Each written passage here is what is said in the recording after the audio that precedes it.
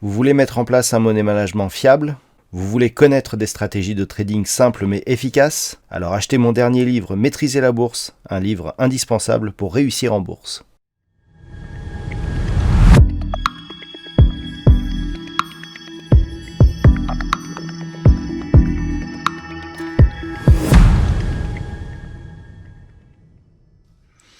Bonjour à tous et bienvenue sur boursicoté.com pour cette nouvelle analyse technique du CAC 40 en clôture avec une séance qui nous a proposé au final une belle hausse puisqu'enfin on a réussi ici à s'extirper de cette zone sous la zone des 6295 points.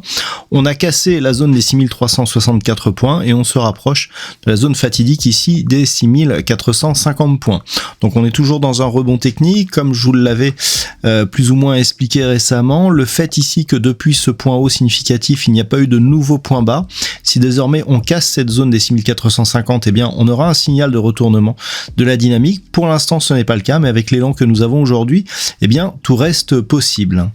Du point de vue des indicateurs techniques, on a une petite dynamique haussière ici qui est en train de se développer. Et puis, lorsque l'on regarde le RSI et notamment par rapport à cette ligne ici qui passe par plusieurs zones de points significatifs de cet indicateur, on voit ici qu'on est dans l'épaisseur du trait, hein, c'est très très clair. Et que si les cours confirment le franchissement des 6450 points, on pourra avoir ici une cassure de cette résistance, ce qui nous donnerait et ce qui renforcerait aussi le signal technique donc d'une possible reprise haussière. Donc cette hausse, elle est essentiellement due à des perspectives de mesures pour relancer la consommation et l'activité en Chine.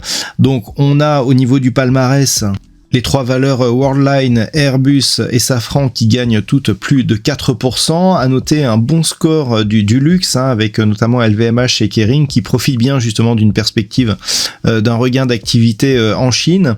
Du côté des baisses, nous avons des valeurs comme Danone, Vivendi, Engie ou Sanofi qui sont les quatre seules valeurs dans le rouge en clôture de cette séance. Donc techniquement rien n'est fait. On a un pré-signal, la zone des 6364 points est une zone importante, mais il n'y a pas de rupture de point haut significatif. Donc on est toujours ici dans la perspective de la poursuite de ce rebond. Le fait que l'on n'ait pas de nouveaux points bas significatifs depuis ici cette attaque des 6100 points est plutôt bon signe. Et si on parvenait ici à casser cette zone des 6450 points, techniquement tout ne serait pas fait, mais on serait plutôt sur la bonne voie avec donc une succession de points bas et une succession de points hauts. Donc si on casse celui-ci, qui deviendrait haussière et qui pourrait donc nous provoquer une nouvelle impulsion. Tant que nous sommes sous cette zone des 6450 points, les trains se desserrent un petit peu.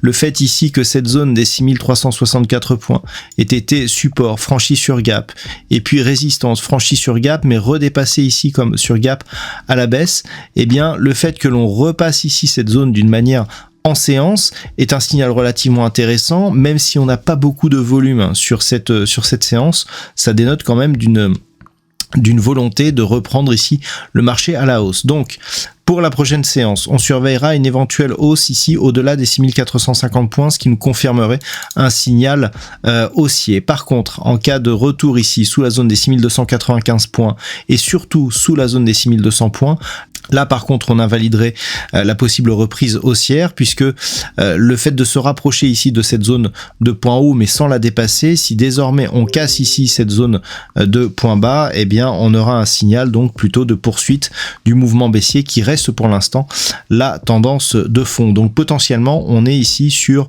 le point haut d'une tendance baissière, mais on n'a jamais été aussi proche de la cassure.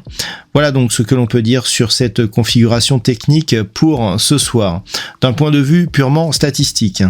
La conviction du jour change un petit peu la donne. On est toujours sur une probabilité d'évolution plutôt baissière, mais avec une conviction un peu moindre et surtout un potentiel légèrement moins fort sur justement l'amplitude de cette potentielle baisse.